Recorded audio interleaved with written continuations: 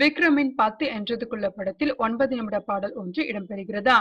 ஆனால் நிச்சயமாக இப்பாடலுக்கு யாரும் வெளியில் எழுந்து செல்ல மாட்டார்கள் என அடித்து சொல்கிறார்கள் படக்குழுவினர். காரணம், இப்பாடலுக்கு ஆடப்போவது நடிகை ஷார்மி.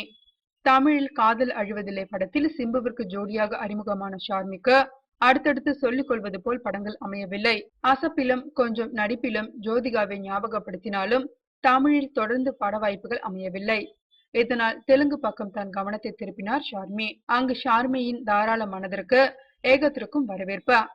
எனவே முன்னணி நடிகைகளில் ஒருவரானார். இந்த நிலையில் மீண்டும் ஒரு பாடல் மூலம் தமிழில் பிரகாசிக்கிறார் ஷார்மி.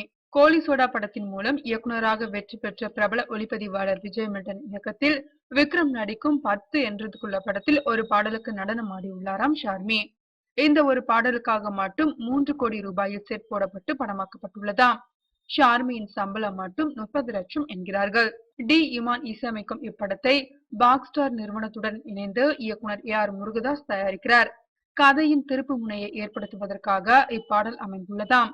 இப்படத்தில் விக்ரம் கதாபாத்திரம் லாரி டிரைவர் என கூறப்படுகிறது. படத்தின் கதையே சென்னையில் இருந்து வட இந்தியாவிற்கு செல்லும் லாரி டிரைவர் சந்திக்கும் பிரச்சனைகளை மையமாக கொண்டு உருவாக்கப்பட்டுள்ளதாம். இப்படத்தில் விக்ரமுக்கு ஜோடியாக சமந்தா நடித்துள்ளார். சமந்தாவும் தெலுங்கில் முன்னணி நடிகைகளில் ஒருவர் என்பது குறிப்பிடத்தக்கது.